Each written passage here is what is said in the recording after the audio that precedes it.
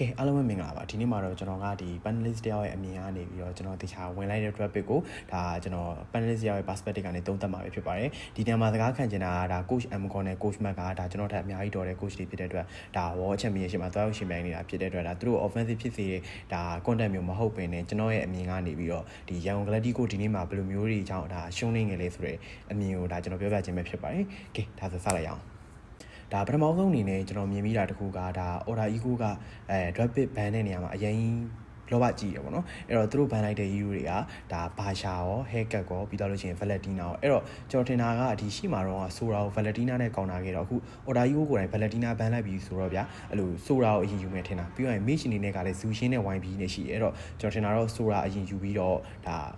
YB နဲ့ Zushin ဟိုဘက်အရင်ရွေးလိုက်ပြီးသွားမှာပြီးရင်ငါတို့ဒီပထမ3ဘစ်မှာ YB ဖြစ်ဖြစ် Zushin ဖြစ်ဖြစ်ကြံတဲ့တစ်ခေါက်အရင်ပြန်ရမယ်ဆိုလို့ရှိရင်ဒါကျွန်တော်တို့ topic ကမစိုးဘူးလို့ကျွန်တော်ထင်ခဲ့တယ်ဒါပေမဲ့ဒီမှာ Young Glady course ကဒါသူတို့ရဲ့ pre-plan နေကြောင်လားဘာကြောင့်လားမသိဘူး Zushin ကိုအရင်ကြီးအာရုံနဲ့ရောက်နေလို့ Zushin first bit ပစ်လိုက်တယ် okay ဒါကျွန်တော်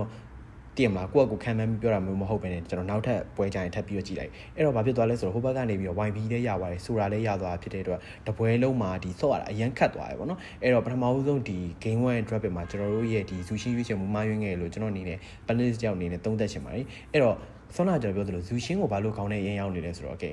order ကြီးက game 1နိုင်သွားပြီဆိုတော့ဗျာ drop ပစ်တဲ့နေရာမှာအဲ့လိုမျိုးအပေါ်ပစ်နဲ့ဒီ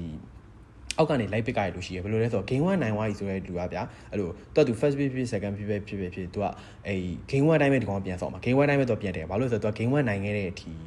အသင်းကိုအဲ့တော့ဒီဘက်မှာပြန်တယ်ပြီဆိုတော့အဲ့ game 1နိုင်ခဲ့တဲ့ traffic ကအဲ့လိုအပေါ်ကနေပစ်ကြတယ်လို့အသိမလားငါအပေါ်ကပစ်တော့မင်းကအောက်ကနေလိုက်ပြီးတော့ပစ်ဆိုတဲ့ပုံစံမျိုးမှာအဲ့တော့ Young Glady ကိုကလည်းသူတို့ငါတို့ Zushin ရန်အာယုံနဲ့ရောက်သွားတယ်အဲ့တော့ငါတို့နောက်ပွဲ Zushin ဘန်ရအောင်ကွာဆိုပြီးတော့လှုပ်လိုက်တယ်လို့ကျွန်တော်နေထင်တယ်အဲ့ကြောင့်လဲ Zushin ကိုသူတို့ဒီ first ban နဲ့မှာ ban လိုက်တယ်ဆောနာ game 1တော့လည်းသူတို့တစ်ဖက်ကို Zushin မပေးချင်လို့သာယူလိုက်တယ်တကယ်တမ်းကျတော့ Surao Yif ကောကလည်းတိတ်ပြီးတော့လည်းတန်တော့မတန်ဘူးပေါ့နော်အဲ့တော့ Zushin ကိုသူတို့ကိုယ်တိုင် ban လိုက်တော့ဘာဖြစ်လဲဆိုဟိုဘက်က Surao နဲ့ game 1ကိုနိုင်ထားတဲ့အသင်းမို့လို့ Surao ပြန်တောင်းတယ်လုံးဝ Surao မ ban ဘူးအဲ့တော့မဖြစ်မနေဒီဘက်က Zushin ကို Surao ပြန်ပြီးတော့ ban တဲ့အချိန်မှာကျွန်တော်ပြောလို့ပဲ order ကြီးကအပေါ်ကနေပစ်ကြရလို့ဆိုတော့သူတို့အမှ traffic ကိုပြန်တည်တယ်ဗျာပြန်တည်တဲ့အချိန်မှာကျွန်တော်တို့ကကလောက်ရမလားဆိုပြီးတော့ပြန်ပြီးတော့ဆော့ကြည့်တယ်အဲ့တော့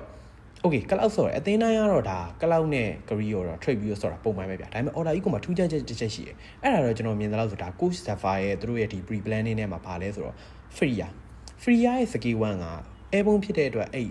free cloud ရဲ့အဲ့ skill ultimate ကိုပြက်တယ်ဗျာ cloud ဆိုရဲ့ hero ကလည်း skill 2မရှိရင် free အနီးကပ်ကြီးလိုက်တော့လုံးဝမခံနိုင်ဘူးအဲ့တော့ cloud blessing ကျူးရဲ့ခွဲတဲ့အချိန်မှာ free အဲ့ခုံးလိုက်လို့ရှိရင် cloud ရဲ့ blessing ကျူးပြတ်သွားအဲ့တော့ကျွန်တော်ပြောချင်တာ order ကြီးကိုရဲ့ coach တွေလည်းကောင်းတာလည်းပါတယ်ပေါ့နော်ဘာလဲဆိုတော့အသင်းတိုင်းက cloud ပေးတယ် career ပြန် trade တယ်ဆိုတဲ့အချိန်မှာသူတို့က cloud ယူလို့ရှိရင် free airborne နဲ့ပြန်ဆော်တယ်အဲ့တော့ဘာဖြစ်လဲဆိုတော့ order ego ဘက်ကဒီနေ့မှာပထမအဆုံးဒီ drop bit first bit လေးရတယ်သူတို့အားသာချက်တစ်ချက်ရသွားတယ်အဲ့ဒါအောင်မှဒီအပေါ်ကနေပြန်ပေးတဲ့အချိန်မှာသူတို့မှလည်းအဲ့ဒီကလောက်ယူလို့ရှိရင် free ပြန်ပြီးဆော့မယ်ဟဲ့ဆိုတော့အဲ့ဒီဟွက်ဖဲတစ်ချက်ရှိနေပေါ့နော်အဲ့ဒါကြောင့်ပဲကျွန်တော် Young Glady ကိုကဒီနေ့မှာဒါ dropping ဘိုင်းနဲ့ပတ်သက်ပြီးတော့တိတ်ပြီးတော့အားမရတာတော့ကျွန်တော်ကခံစားခဲ့ပါတယ်ဒါကျွန်တော်ပြောလို့ပဲဒါက Amcon နဲ့ဒီ coach Mac ကိုဒါလုံးဝ offensive ဖြစ်တဲ့ content မျိုးမဟုတ်ပဲねကျွန်တော် panelist ရောက်အမြင်ကနေပြီးတော့ဒီ dropping face တွေကနေဘာတွေအမှားဖြစ်သွားလဲဆိုတော့ကျွန်တော်သုံးသပ်ခြင်းပဲဖြစ်ပါတယ် player တွေအတွက် analysis ကတော့ဒါသူတို့ coach တွေကပြည်စုံမိသားဖြစ်လို့ဒါသူတို့ coach တွေပဲလုပ်မယ်ထင်ပါတယ်ဒါသိရမလား line ပေါ်မှာကျတော့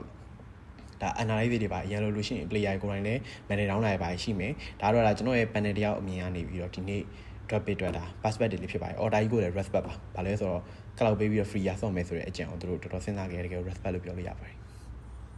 ပြီးတော့ဘန်နာအဲ့ပေါ့နော်အဓိကဒါ free ရအခုချိန်မှာကျွန်တော်မြင်တွေ့တယ်နောက်တစ်ခုစဉ်းစားမိတာ free ရ SK1 အဲ့နည်းနည်း airborne not bad ဖြစ်တဲ့အပိုင်းမှာ cloud ရဲ့အဲ့ ultimate တွေပါလေဖြတ်လို့ရအဲ့ကြောင့်လည်းသူတို့ဒီလင်မြန်ယူလိုက်တာမျိုးလည်းဖြစ်